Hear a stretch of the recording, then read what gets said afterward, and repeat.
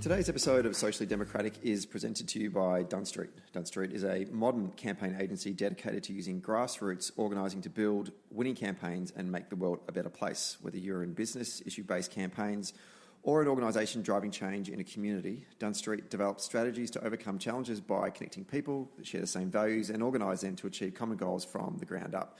To find out how you can partner with Dunn Street, hit us up at dunnstreet.com.au. Hello, my name is Stephen Donnelly and welcome back to episode 2 of Socially Democratic, a weekly centre-left political and cultural podcast that will dive into the progressive issues of the day and the people leading them from both home and abroad. Thank you very much to everyone who gave such positive feedback on our first episode with Josh Burns, Labor's candidate in the federal election for Macnamara. The podcast is currently only available on Buzzsprout, but it will become available on all the various podcast apps in the coming days, like Apple Podcasts, Google, Spotify, Stitcher, Alexa, MySpace, you name it. And I will endeavour to let everyone know that via our social media platforms. Speaking of which, if you do want to follow the podcast, you just need to follow us at the various Dunn Street social media platforms such as Facebook, Twitter, Instagram, and LinkedIn for people over 35. Today's show, we've got a great guest on. We are 8 days away from the federal election, so we thought it would be a great opportunity to break down the campaign thus far and to help me achieve that. We're going to get on today the former Deputy Media Director and Head of Digital to the Premier, Daniel Andrews, Sabina Husick, who also was a Senior Advisor to the Premier of New South Wales, Christina Keneally. So, Sabina, welcome to Socially Democratic. Thank you so much. I'm super stoked to be here. I'm glad a lot of people gave you positive feedback about Josh Burns, because I have some negative feedback about Josh Burns. And I'm going to prove my worth as a loose unit podcast guest right now and say, I cannot believe that of all the former Daniel Andrews staffers you've lined up to interview week after week, Josh Burns pipped me. That dude is office guy. Like, seriously, when you think about someone who works in a professional office setting and you picture the dude who always has like carefully cropped hair and, you know, he's got his smart little suit, never had a pimple in his life, that's Josh. Like, I reckon all he did in Daniel's office was walk around with a mug saying world's best co-worker in one hand and a stapler in the other. Office dude. Always in the stationery cupboard. When I texted him during the week to say the podcast is up now, he said, thanks, how did it go? And I said, you've got a beautiful face for podcasting. And I haven't heard back from him since, so I think I may have offended him. That's a running theme because literally the last text message I sent was to Josh saying, I'm on Donnelly's podcast next week and I'm going to start by absolutely sledging you to heck. He didn't reply to that. He didn't reply to the last text message I sent him before that, which was, I have a mezuzah and he doesn't. I'm dying. I can't believe she said that. So I just thought he'd changed his number and didn't tell me. No.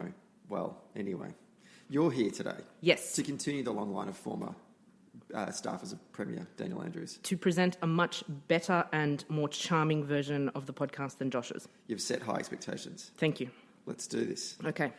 And I think that it's actually quite fortunate that we'd organised to do the show. We're taping this on a Thursday morning. And yesterday we had what could arguably be described as the most authentic or genuine moment of a campaign that has been a little bit lacklustre, to say the least. And it's so ironic because I don't think that's what the Daily Telly was going for with that front page. Not at all.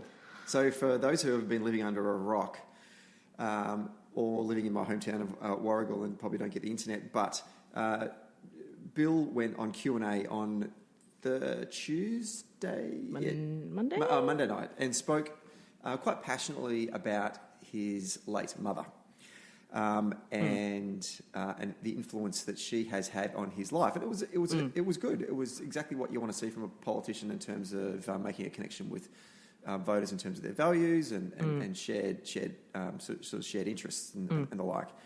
Then the Daily Telegraph in Sydney proceed to try and take down that story and accuse him of some mistruths, to which then he gets asked a question about it at a press conference yesterday on Wednesday, and has to fight back the tears when speaking about the journey that his mother went through to become a teacher, to go to university, practice the law, and in doing so, it was an incredibly heartfelt, emotional conversation with the electorate. Yeah. It was a real humanising moment for him, and people constantly go on about, people don't like Bill and they haven't seen him cut through, and he doesn't seem like he's genuine. Like, I don't know how you get more genuine than that press conference yesterday. I mean, there's a couple of things that drive people in politics, really, and disadvantage is one of them and privilege is another. And that, that raw emotion, you could tell that man had been driven by disadvantage and is still driven by disadvantage now. And I think the reason that so many people will relate to that is everyone, most people in the Labor Party have a story like that. I have a story like that. I'm sure you have a story like that. So, that was a really real moment. And it's something that, in my time as a former party official and my team of organisers in field have constantly tried to get candidates to go away and think about what their story of self is, what their personal story is. Sometimes they think, I don't want to talk about myself because I don't think that I should be talking about myself. I should be talking about the issues, or I should be talking about what Labor's going to do in an election campaign. Yeah. And what we're trying to always say to them is, no, you need to be able to talk about yourself because you need to be able to show that you can relate to your audience. Yeah. And when you tell your personal story, and it doesn't always have to be born out of hardship, but it speaks to what your values are, what you value in life.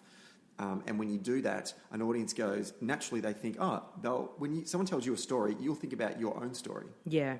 And by doing that, you make that values-based connection. What Bill did, both at Q&A and then had to back it up with a question at a press conference, was show that these are my values, and everyone basically on social media then responded by saying, these are my values as well. I share those values. And it's the first time I've actually seen in this campaign, and indeed I don't think it happened in 2016 either, where there was a genuine connection between any of the two leaders and the electorate on a meaningful, authentic, values-based proposition. Yeah, I think you're right, because people have really weird interpretations of how to use their own stories and their own values. I mean, it can often come across in a really contrived way. People say, this was my upbringing and I wake up every day thinking about this and wanting to do the absolute best job I possibly can for the people of Australia. Absolute bullshit. No one wakes up thinking, I'm going to do the best job I possibly can today. Most of the time I wake up thinking, I need to look at Instagram for 22 minutes before I speak to anybody. So it's really that your values come through when your back's against the wall and you have to make a decision. And, you saw that with Bill yesterday. He was under fire in just a woeful, absolutely awful way. And his values really shone through.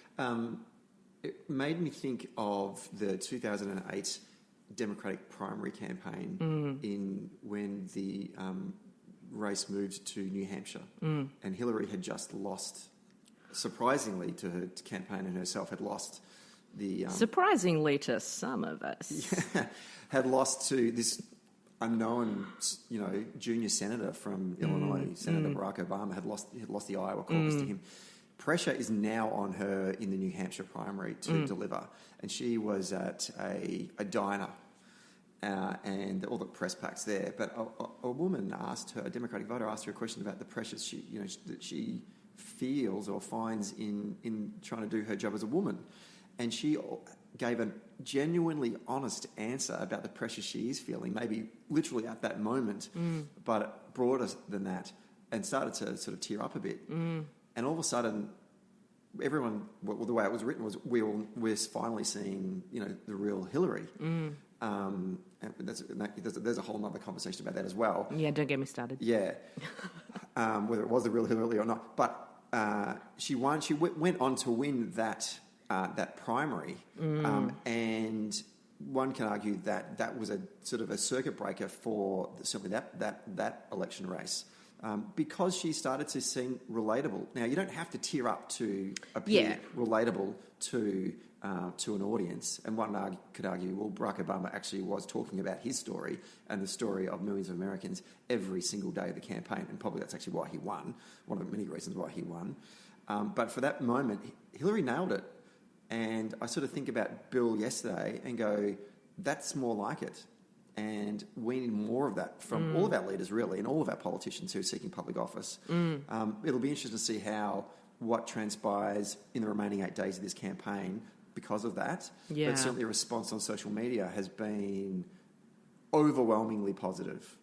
Yeah, totally. I mean, Twitter's usually a bin fire, but it was a great day online yesterday because, everybody just came together to put the boot into what was a really shameful act by a newspaper, and it brought out a lot of people's own stories, and that's really what you want from that's the moment that you think a politician's done a good job, is they're bringing people together and they've told something relatable about themselves, and it's prompted people to tell a story about their own lives or think about, how have I gone through something that's similar to that? So I think he nailed it yesterday. I think he did a great job, and I think it would not have been easy for him to stand in front of a press pack and talk about his parent who had passed away. So I think, when you think about the human that's behind the politician, that was a really brave thing for him to do. Will this be the moment that defines this election? It could be. It could be the most epic brain fart of the election too. I mean, I highly doubt the telly wanted to serve up such a moment for Bill. If anything, they've been trying to serve up the opposite for him on a daily basis. So, and we constantly question whether the latest brain fart is the one that is going to finally push the Daily Telly over the edge into just total obscurity. And the biggest brain fart of them all never comes, because that paper has this incredible way of reanimating itself into a shitter version of itself on the regular. You just got to read that awesome essay that Richard Cook did for the Monthly on News Corp. And there's this great line in it where he talks about what News Corp does: defends a child rapist, demeans his victims, degrades the national broadcaster, and threatens its function, occasionally its existence, undermines the rule of law, does everything it can to impinge on climate change action. That really sets out the scene. And, people, I think, start to see through that at some point, don't they? Absolutely. Was yesterday not a great example of old media versus new media, in which that old media is controlled by one or two particular people, new media is controlled by arguably millions of people? The Daily Telegraph do one front page where they think they're being quite clever, and this is a part of their broader strategy to take down the Labor opposition. It fails miserably, and then new media bites back, in which on social media everyone is out there both supporting the person they're trying to take down, and also demonstrating this is actually how we cut through to our audience. This is how we can communicate to millions and millions of voters in Australia, as opposed to the Daily Telegraph, whose sales were probably in free fall anyway. Yeah. You have to wonder what their strategy was and realise how bad it was when you've got someone like Andrew Bolt, of all people, saying, I understand Shorten's anger, and saying there's no invention here. That's just a spectacular misfire. But, the ALP has had a really strong response to this, because they've just come straight back, and, I've been super proud of the way that they've hit back at the Telly and at News Corp over, what is a sustained campaign for them not to win government. Yep. I think that's been good. I, as part of my preparation, was trying to find the greatest hits of the worst telly covers that they've done in contemporary history, and I found that incredible one where they compared Stephen Conroy to Stalin and Mao and Castro and Kim and Mugabe, saying these despots want to believe in controlling the press, and Conroy joins them. And that was after Conroy announced changes to media laws, like, a public interest test for significant media company takeovers, those small things. And at the time we had that classic liberty crusader, Malcolm Turnbull, saying freedom's at stake, liberty's at stake, democracy's at stake. This is an attempt to regulate the media because they don't like what you've been saying and what you've been writing about them. And I think that we can look at that from another angle. Like, personally, I question whether News Corp doesn't want Labor to get elected, because that would mean they might have to cut back on the use of the old, Cayman Island tax havens. Yeah. Like Tanya Plibersek was out there saying, I wonder if it's got anything to do with the fact that Rupert Murdoch and his companies pay little or no tax in Australia. They've paid very little tax in Australia in recent years. Andrew Lee was out there signing reports from 4 years ago that the tax office had placed just News Corp in their category of highest risk. I think those are legitimate questions for people to be asking. And in one of the stories I read, it said that the AFR reported in May 2015 that, the ATO only had News Corp in its highest risk category for tax avoidance, and a News Corp spokeswoman said there was no comment from the company. So I think that speaks volumes. Right. I think another comment that they should take note of was from Kevin Rudd, saying today's People's Daily in Beijing is a more objective source of news. Yeah, when you're getting trolled by Kevin Rudd. That's bad. Yeah. That's not good. It's pack up time. Mm-hmm. Growing up, and I know that the Daily Telegraph is a fundamentally different beast to the other news tabloids. Yeah. Victorians will complain ad nauseum about the Herald Sun, and Queenslanders will do the same about the Courier Mail. But certainly north of the Murray, the Daily Telegraph are a beast on its own. But growing up, during the Kerner years, I think I was walking home from school one day and I popped into the milk bar. It's the Victorian version of the deli if you're in South Australia. Right, okay. What are milk bars called in Sydney? I think it's the deli. Oh, right. The thing that's always gotten me is that you guys call Cabanossi Cabana. I just don't understand that. It's Cabanossi. I've never heard that. Oh, that's insane. Cabana? That's just fiction. Yes, I was in the milk bar and the front page... You realise that makes you sound like you're about 85 years old. Yeah, I'm getting there. The front page of the Herald Sun was basically no pictures at all, and it was the editorial had been moved to the front page, basically saying that the Labor government are the guilty party and they need to be voted out. And we weren't even anywhere near election; it might have been coming up that year. And I remember looking at that and going, and I was like in year 11, so it really wasn't that politically engaged. But even I was like, it's over. Yeah. And it kind of, I guess the contemporary version of that is now we get the chance to vote this mob out in 2013. It's sheer editorialising. Should we be as worried about News Corp as we once were in the past? Look, I think that we should actually be more worried about stuff like the Libs just getting on WeChat and straight up lying. I think that sort of stuff does more damage, particularly when you look at platforms that you can't ascertain what the original source of something was, and there's no, the strictness about authorizations is quite laxed on there. So, I think that's more damaging. I think the example that we've seen, News Corp didn't endorse Daniel before the 2014 election, he still won. They didn't endorse him before the 2018 election, he still won. And then, in the weeks following that, the tune changed massively when they started calling him Action Dan, which was great. Super smug about that still. But, I go back to the point that you've made about the Daily Telly being very different to the Hun. Man, you guys have got it easy down here. I say this to people all the time. No offence to the Hun, some of my best friends are Herald Sun journalists, but I tell them this all the time. They are not the Daily Telly. They're two very different papers. The Hun doesn't Photoshop shit as much as the Telly does. Telly photoshopped me into a Brady Bunch picture one time, so no one is safe up there. It's definitely its own beast, and you saw that yesterday in the amount of news journos and people under the Murdoch umbrella that were seeking to distance themselves from that front page on Twitter. It was incredible. Right. Yeah. Like, I must admit, amongst all of the what my mum did as a young person, I missed all of that. Yeah, Right. no, there were legit News Corp journos who were, retweeting Andrew Bolt. There were a couple that came out and actually said that the front page was awful. So, it was one of those times where they weren't scared to criticise internally.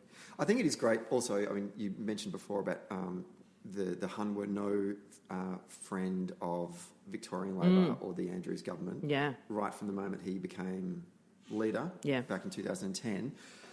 And so the victory last year was just made this all the sweeter. Yes. Because of the way that they had editorialised his government. And it's great to see then that Bill has essentially followed Daniel's lead and not go and kiss the ring of Rupert or whoever the hell he needs to go kiss. Yeah. And being the first Labor leader to do so. And I think that, and we'll talk more about campaign comms in a moment, but if you consider how people consume their news today, there is every reason for us not to be as concerned about the impact that the Herald Sun or the Daily Telegraph can have on voting and voting behaviours. Given that, I mean, when was the last time I just don't read the papers anymore. Like, when was the last time you saw advertising on free to air TV? Like, we'll talk about ads in a moment, but I'm a HBO, Netflix, Hulu kind of guy. I'm not seeing much of the traditional campaign stuff coming through in my face. So a front page of the Herald Sun or a front page of the Daily Telegraph, in which their readership is in free fall, people are basically buying the Hun now for Supercoach and the footy results. Yeah, of course. There are so many different ways in which people now are choosing to get their news. They must be worried that the influence that they once had is coming to an end. Yeah, surely they've got to be. And, the other thing that would be a massive worry to them is just the sheer amount of redundancies that they've had to bring in because the business model isn't what it used to be either. So, I think social media just changes everything, and it lets you cut out the middleman and it lets you communicate directly with the people that you want to be speaking to. That's not to say that all politicians and political parties use it effectively. Some use it very well, some use it very badly. But, I think a lot of people feel quite aggrieved that there is a real bias to one side of media. And so eventually the effect of that is going to be they stop engaging with that particular outlet and they go to another one, or they go online, or, they do the stuff that you're incredible at, which is just grassroots organising. Yeah. Good plug, thank you. No sweat, you can give me $5 later. I will. Shall we turn our attention to the campaign itself in terms of strategy, comms? I'm really keen to get your thoughts on that. I've been trying to consume, this is the very first campaign that I've not been on since 1998. Yep. It's weird being on the outside. Yeah, amazing. So I'm just trying to consume it purely from the perspective of a voter. Yeah. And I'm not seeing much. That's the first takeaway I'm getting. Yeah. Now, I don't live in a target seat, but I do live in the city. Like, I physically live in the city. So there are hundreds of thousands of voters that work in the city and then return back their electorates. And I'm not getting on my social media, I'm not getting a lot of digital advertising. Yeah, no, digital's weird. I mean, it might just be that I'm marked as someone not to target on some sort of something, but on Facebook, I mean, I like every Labor page. I constantly engage with Labor content and Labor adjacent content. And, I also have to confess, I spend hours on YouTube watching Dr. Pimple Popper videos, drives my husband absolutely spare. I haven't seen a single Labor ad during this election cycle. I haven't seen other political parties' ads either.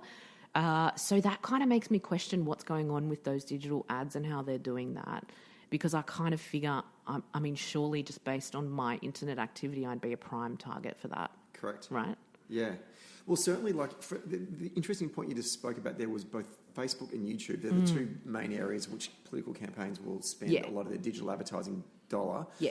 Facebook's great in the sense that you can target to the individual. So if you're probably not getting any advertising on your Facebook feed, that means that the targeting is working because you're on our database. You'd be locked in as a Labor supporter. So why would we send any material to you? However, you should be getting certainly either recruitment to field events advertising or donations. because you are a Labor supporter, and part of our strategy should be to mobilise our supporters to either give money or give their time to the campaign. Yeah. But YouTube is targeted, unless things have changed since the November state election, YouTube is targeted by postcode. That's right. And you should be getting advertising. You'd think so.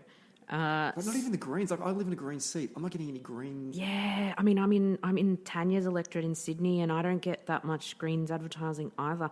I mean, I think they've been largely absent from this campaign, which is bizarre because everybody keeps saying it's the climate election. But, I find that very weird. It also kind of makes me question, is this the experience that normal people have during every election? Yeah. People that actually don't care about politics and the inside baseball bullshit that we care about. Is this what happens for them? Is this how much they notice? And have we been doing it all wrong because we're bombing people with shit every day and not realising that they'll retain maybe 2 or 3 things, like we've retained 2 or 3 things this time around? Yeah. I liken it to elections. I'm not into motorsport in any way, shape or form. But I liken elections to, imagine if we had to choose between Holden and Ford every 3 years. I drive a Volkswagen Golf. Exactly. I'd be fucked. You're an undecided voter. Yeah. And you're getting bombed advertising about Holden and Ford for basically 2 months before a particular day where by law you're compelled to go to a local school and vote for Holden or Ford. Yeah. I don't care about motorsport, and I don't think I'd turn my attention to Holden or Ford until I'm standing in the line and someone hands me a brochure about a Holden or a Ford. Or maybe I'll do something like, my dad always bought Fords, so I guess I'll vote Ford in this case. I think that's kind of basically how it works for undecided and persuadable voters. That's a really good analogy, and I mean, you would know this better than I would, but we don't really know. I mean, I saw a small poll on this the other day, but my understanding is that political parties haven't massively canvassed or researched what is actually happening in someone's head when they go to pre-poll. And, we don't really know it. Is it just that they're voting because it's the most convenient time, or have they made their decision up? Are people voting because they're pissed off and they want to vote a government out? Are they voting to keep someone? I don't think there's any real research around that, right? No. So that kind of makes me think, what's happening with, like, why are people motivated to go and vote early? When have they made their mind up? Is it that they're, making their mind up when they're in the line on election day? And I guess that brings... I mean, if we're talking about the comms and the strategy of a campaign, the one thing that I personally think this has been one of the most boring election campaigns I can remember. That's not to say it's been a bad campaign, because boring doesn't necessarily equate to bad. Correct. But it's been boring. One of the things that I think Labor has done really well, both now and Daniel and Victorian Labor did it well in last year's election, was getting out early with some really big stuff. So obviously with Victoria, it was Suburban Loop and Free TAFE. Those were announced months in advance. Ads were ready to go when the election kicked off. People knew what you were about. And with Victorian Labor, I think those were really crucial and good policies, but they were also kind of no-brainers. Like, you'd have to be a total gronk to argue against free TAFE. Yeah. I mean, that was so good that both Labor and the Libs in New South Wales pinched that policy.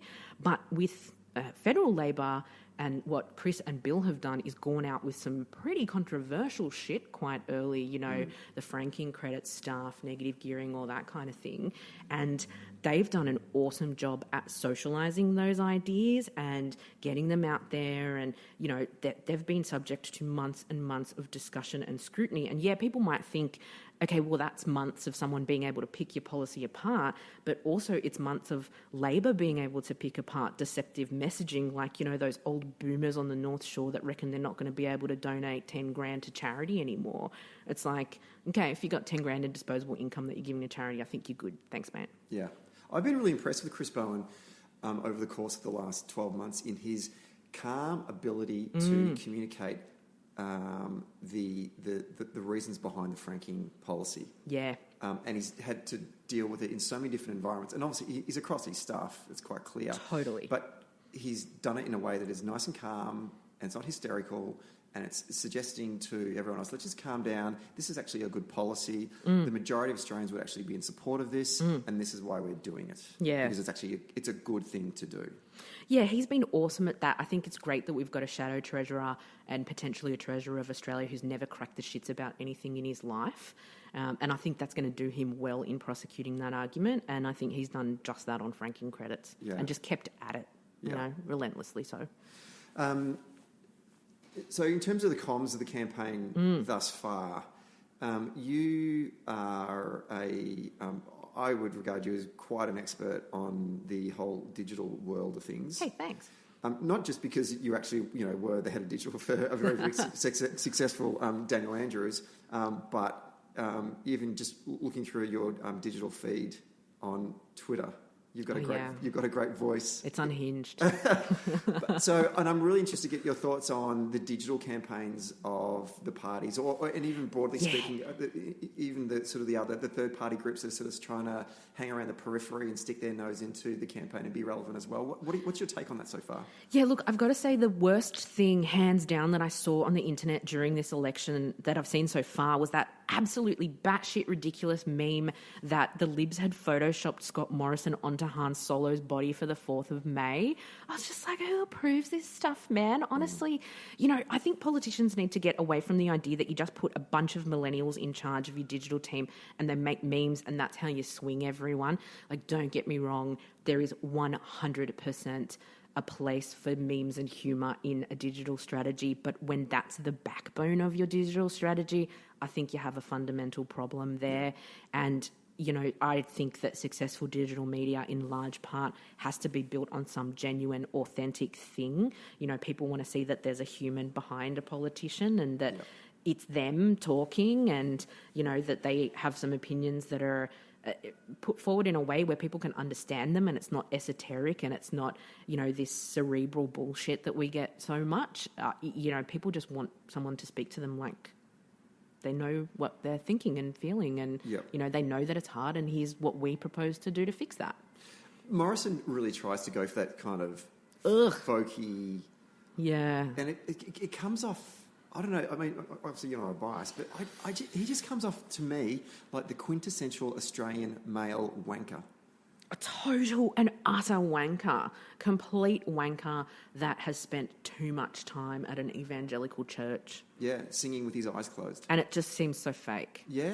And the remarks at one of the debates about I'm reading car magazines, because Bill sort of said, I'm no one believes in that. Like, piss Come off. on. Yeah, it's just nuts. And, that shows through in his digital media as well. Like, he's just gone from brain fart to brain fart on his social and, it's just, people can smell bullshit a mile away. Yeah, and you can't polish a turd. No, that's right. What surprised you so far about the campaign from a sort of a comms or strategy standpoint that you've gone, oh, okay, interesting, that's good?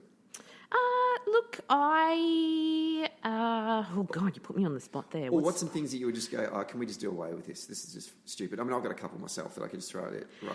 Look, I've never been a massive fan of the debates, to be honest with you. I just think I have never once heard of someone that has said that they've changed their vote off the back of how someone performed in a debate. And I think that that's one of the things that, like a lot of stuff in a campaign, is more psychological in its effect than anything. You do well and you're on a roll. You do badly and it gets inside your head. And you can see a great example of this is the way that both Daniel and Gladys performed in their debates last year. They were superior to the other person. They were across the detail, really comfortable, really confident. And you saw that confidence play out in the days after that. Yeah.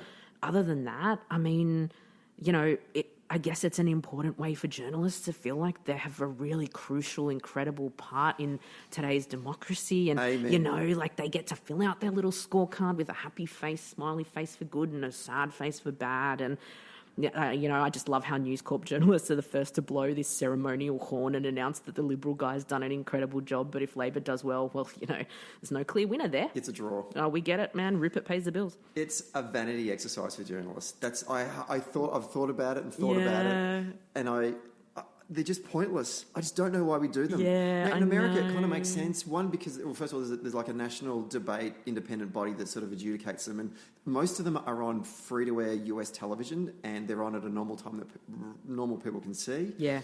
Ours are hidden. Yeah. They're shit formats. Yeah. We have a compulsory voting system. Everyone in the room, basically, and they say that they're undecided, but when they do the vox pops when they walk out, the real intent comes in, well, normally I'm a Liberal voter. Yeah. And you're like, Yeah. well, I thought that room was supposed to be full of undecided voters. Come on. Undecided, slow wink. Yeah. Can I make another suggestion? Sure. I think we need to rename campaign launches and start calling them campaign summaries, because nobody's ever launched a campaign at a campaign launch. They've just summarised their campaign at a campaign launch. That's total bullshit. It's never going to be a proper launch. You don't launch them and then somehow win an election from that 1 or 2 weeks of campaigning that you've got left. Absolutely. You know? And they're getting later and later and later, because the rules were, and I don't know whether this has changed, is that once you've officially launched your campaign, you can't use taxpayers' money to fly around the country. Yeah. And I mean, why do you think the Libs have left their campaign launch to 1 week out? Because, you know, the rivers of gold from the corporate sector kind of don't come when they think you're going to lose an election. Yeah.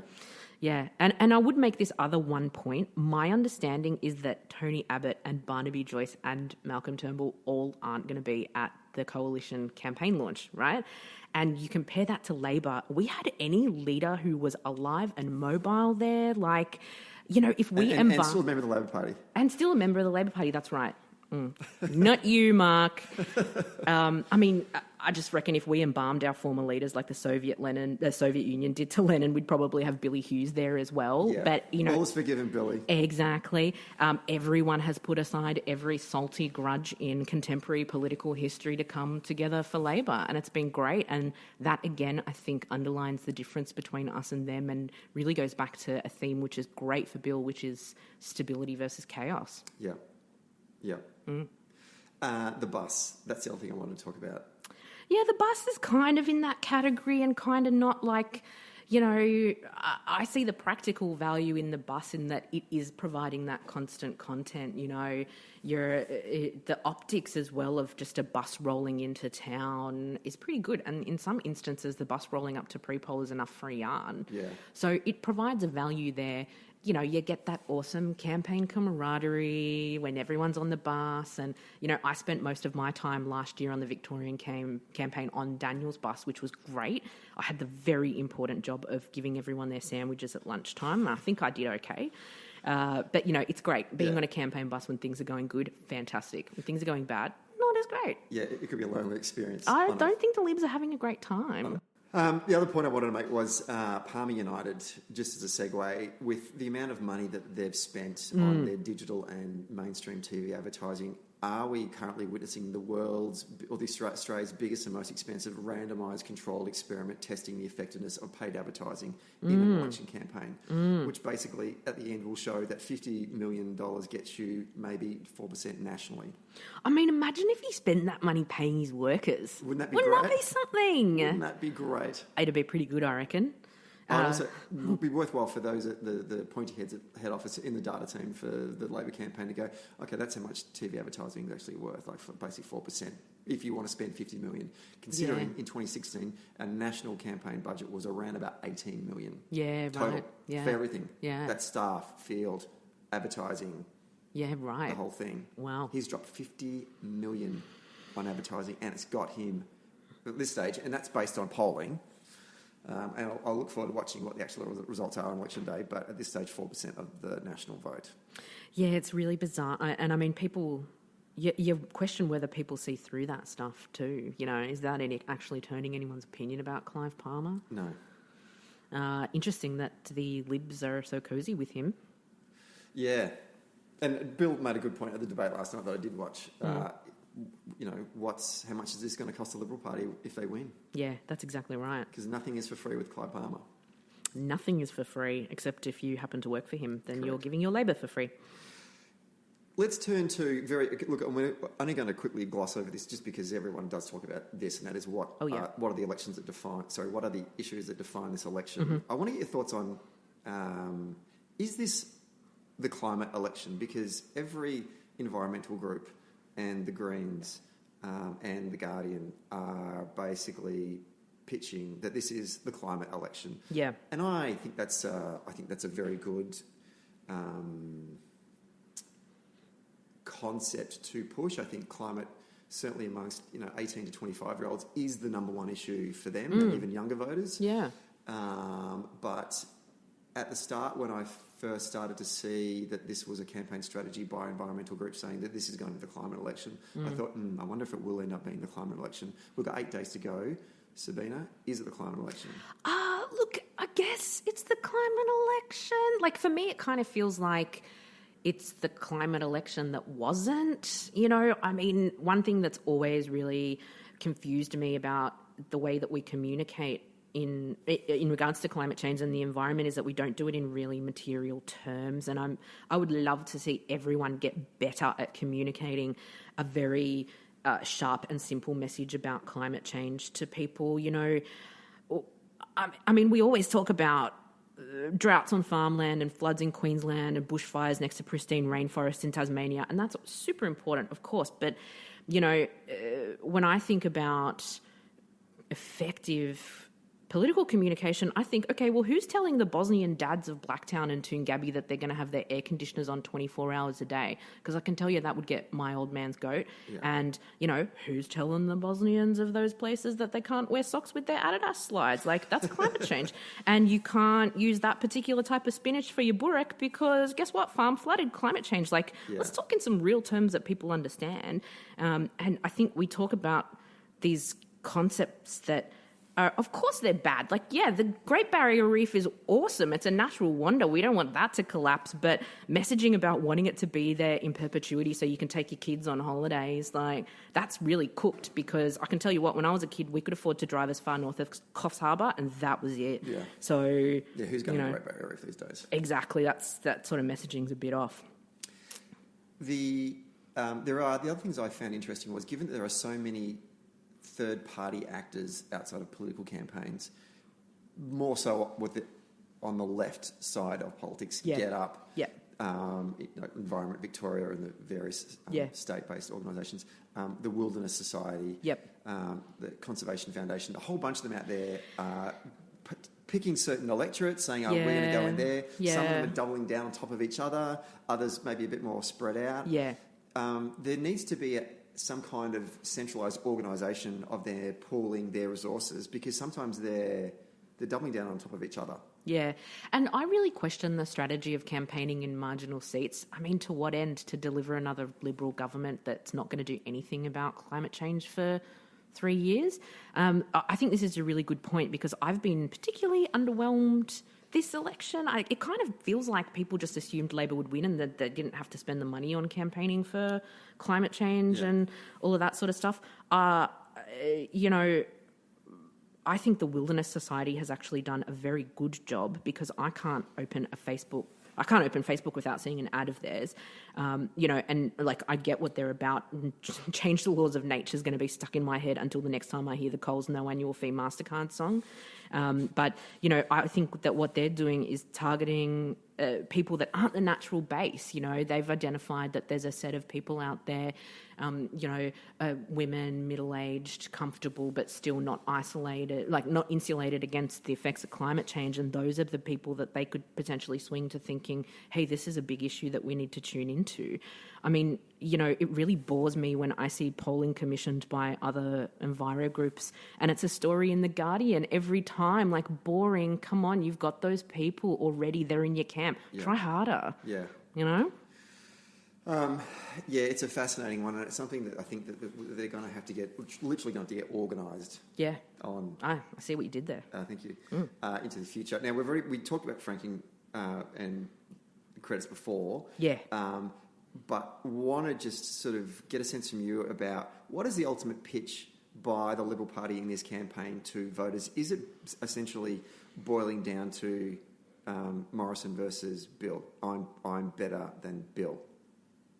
And if that's the case, is that good enough? Is it good enough? Like these guys are saying stick with us, but what for? And again, for me, it goes back to this theme of stability versus chaos. I mean, we've had one leader. We've had Bill for, 6 years now.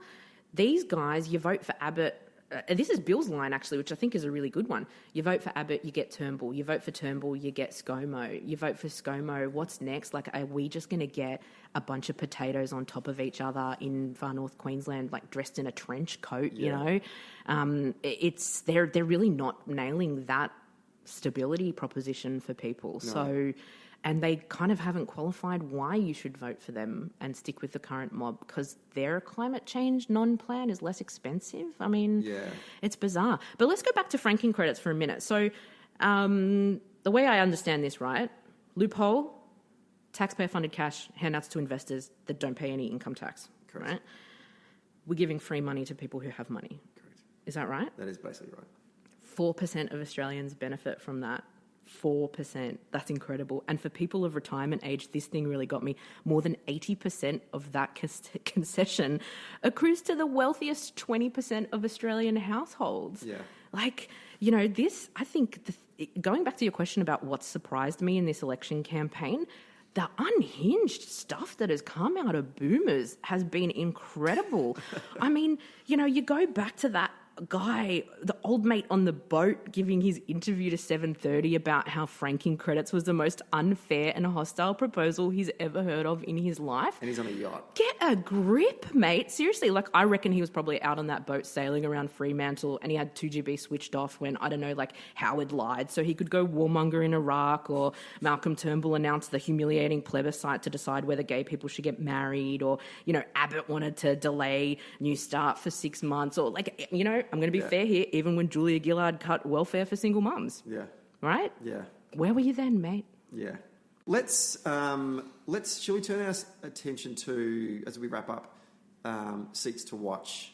Yeah. So there's a couple for me in New South Wales that I'm really interested in. Warringah. What's going to happen with Zali Steggall? That area kind of doesn't strike me as one that's massively gentrifying. You know, it's Tony's base. Are they really going to swing away from him? I'm not convinced as well that an independent can continue to win successive elections there without the machinery and infrastructure and organising that a political party would put behind her. Yep. But I realise that's a total insider view. But then again, like, bear in mind that Zali Steggall's not, you know, coming across like she's some massive progressive. Like, her campaign office decal literally says, I'll protect you from investment tax changes. So, you know, she's not pretending to be the anti-Tony. She's just saying, you know, like, I'm a barrister from the North Shore that wants a little bit of action on climate change. Yeah, big mountain to climb for her, 11%. Big. Yeah, that's pretty big. I mean, that's considerable. But it seems like there's a lot of people who are sticking their nose into that battleground seat. And is that sustainable long term? Because are those groups going to be there at the next election? No, they're not. Yeah. Yeah. That's right. It's a one-trick pony, isn't it? I guess that brings up Wentworth. It'll be interesting to see what happens with Karen Phelps there. I mean, some people are saying she's just a protest vote. I'm not convinced. She hasn't really done anything wrong or anything that's worth voting her out. People might think, okay, yeah, she hasn't been in for long, let's give her another go this time. But anecdotally, I hear that the Libs are feeling pretty good about that and that Dave Sharma's getting a good response. So, and he was a candidate that ran... He was a candidate at the by-election. Yeah. As well. That's interesting they're going with the same person. Yeah, so there's clearly something there. Yeah. What else in New South Wales? So, look, I reckon Gilmore should come to us. I think Page will be a little bit harder. Reid should swing hard, but might come down to preferences. I mean, you know, Sam Crosby, he's a good dude, wasn't helped by Michael Daly's comments on Asians with PhDs. And, you know, the irony is that, like, Sam, for a white guy from New South Wales Labor, never said a racist thing in his life. He said a lot of boring things, but I don't think they're ever racist. Yeah. And sometimes, as opposed to racism, I would choose boring every time. Yeah, totally. I'd go with boring, absolutely. Victoria, let's head south. The seats that certainly are in play for Labor. Good to remember that we've had a redistribution down in Victoria, so we've actually picked up a brand new seat that's been created. Yeah, and look, I'm not going to pretend to be a massive expert when I'm talking to the former Assistant Secretary of Vic Labor, but I am a reformed Sydney-sider and I recognise that Victoria is the best state in the country. I've got one prediction. I reckon anyone who supported Dutton in the north is probably going to be a little bit vulnerable in the south. Correct. Yeah. What's your take? Look, the first 4 that we just need to win, if we're not picking these seats up, then and these are the first four I will be looking at on election night, because if there's not movement to Labor on these particular seats, then we're in trouble, and it's going to potentially be a long night. Corangamite is now, with the redistribution, is notionally 0.03% ALP. It has been in 2013 and 2016 campaigns. We ran both good campaigns and bad campaigns over the course of those. I won't say which ones were the good ones, which ones were the bad ones. Noted. But the dial really didn't move that much. There was a little bit of a sophomore swing to Sarah Henderson, the Liberal candidate, in 2016. Yep. But with the redistribution, it's something that we just have to... Basically, we just need to turn everyone out again. If the vote doesn't change, we hold the seat. And the interesting thing there is Hendo's really been let off the leash in terms of spending. Like, they've basically just gone and said, we'd win that seat, we're not losing it. So that'll be interesting to see what effect that has. Indeed. Dunkley, another one that takes in the sort of the Frankston area of the Mornington Peninsula. Now, because of a redistribution, is now 1% ALP. Yep. You'd think that would be an easier proposition, right? Yeah, but the sophomore swing, first-time Liberal candidate, he got elected the last election. He's running against Peter Murphy, who was a Labor candidate at 2016. Yep. But, and we'll talk more about the sort of the effect of Daniel Andrews, or the effect of state polls in both Victoria and New South Wales in a moment. Yep. But another seat that we need to win strong swings to Labor at the state election. So if we were to even get half of those swings, then Dunkley is in the Labor column. Chisholm, 2.9%. Yep. Melbourne, sort of leafy eastern suburban seat, held by Anna Burke for a very, very long time. Lost it at last election to Julie Banks. Julie Banks then had a brain explosion, is now running in Flinders. In Flinders! And so therefore it's an open race between two Asian Australian candidates for the Liberal Party and Labor. And then Latrobe, which is a little bit further out, 3.2% Liberal held at the moment. Yep. Same candidate we're running again as last time, against probably one of the stupidest Liberal candidates in the country, and that's saying something. These four seats, Labor needs to pick them up straight away, and I wouldn't even bother entertaining talking about Higgins or Kooyong or Flinders, I was going to ask or you, Casey or Aston or Deakin or... It's a totally different proposition federally than it was for Labor here, though, because Labor had 4 years of actually doing something in government. So, would we be right in saying that those eastern suburbs aren't necessarily going to swing hard to Labor or the Greens? I think so. Yeah, absolutely. Yeah. Absolutely. Labor state Labor in 2014 wasn't going after those outer recent suburban seats. Yeah. I mean, we were running a campaign in Ringwood on the suspicion that we think it may move, and it didn't. As you said, fast forward 4 years of incumbent good Labor government. Yeah. People out in those communities go, I just vote with the winning team. Yeah. And I mean, don't discount as well John Kennedy sticky taping his core flutes to his campaign car as Never well. underestimate That's that. a big thing. Also holding them up at train stations so that the trains going past could see his sign. That's pretty important. Absolutely. So good on him. Yeah. Won the seat. Great guy. Fantastic. South Australia?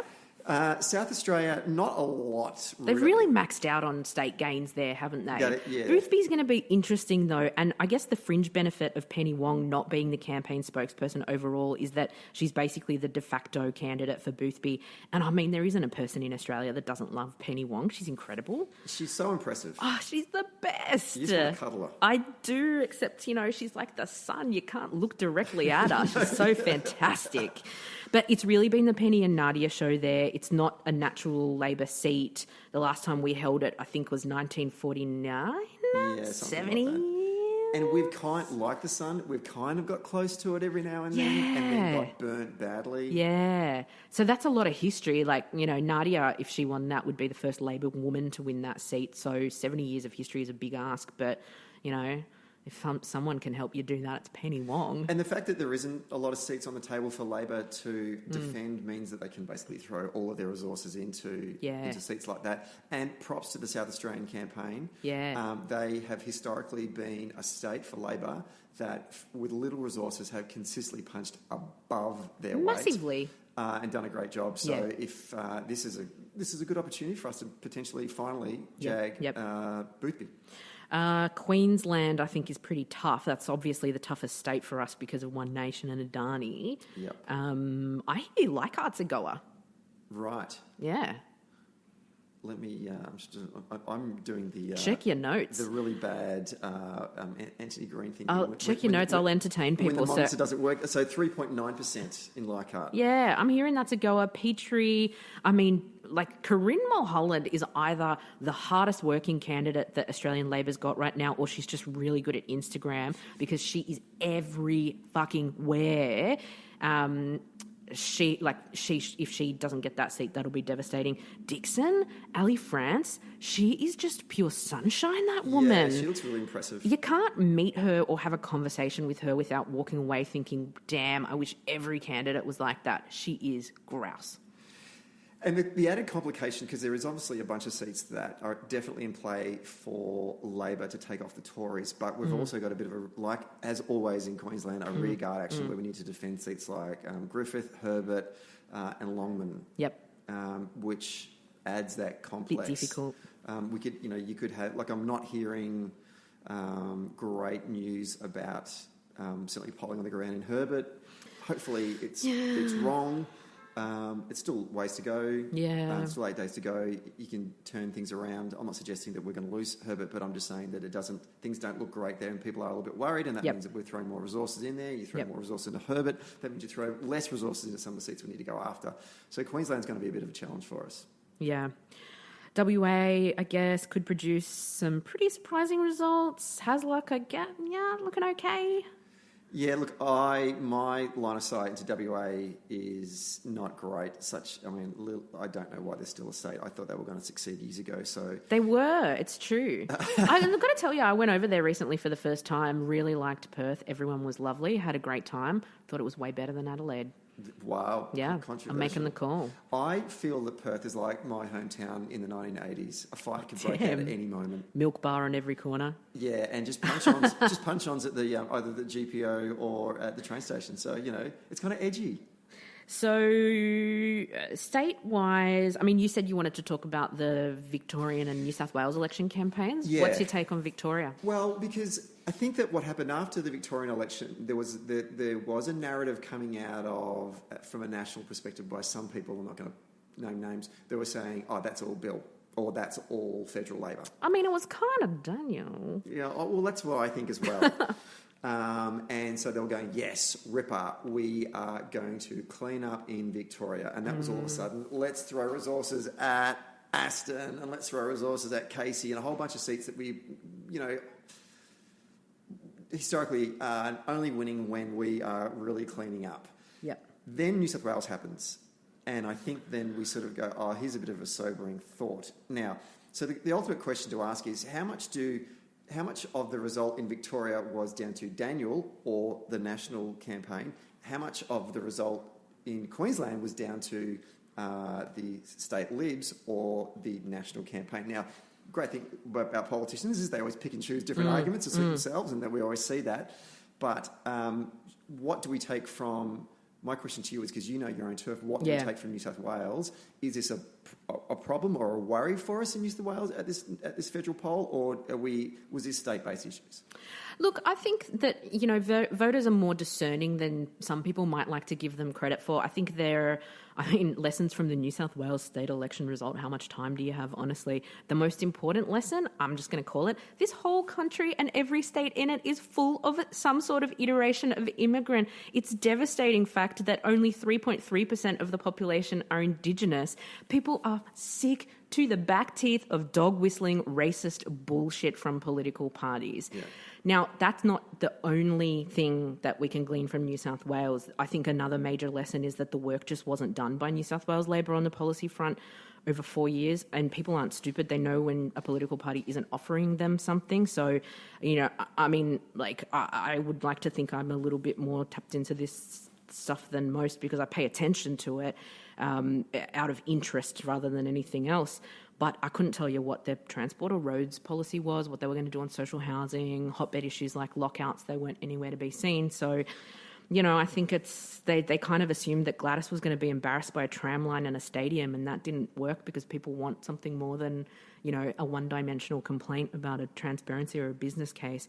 So it's not really good enough for people to rely in New South Wales Labor or the Libs on the fact that there's a Victorian election 6 months before them, and they can just, copy someone's homework without making it look like that. I mean, you look at the stuff that both of them picked up from Daniel's campaign. We're talking about stuff like free TAFE, rooftop solar panel rebates, new schools, extra nurses, nurse to midwife patient and nurse and midwife to patient ratios, criminalising wage theft, treaty, police, independent parliamentary budget office, targets for women on government boards, money for a pride centre, mental health support in all public schools. Like, the list is massive. Yeah. So I think people kind of need a little bit more than that.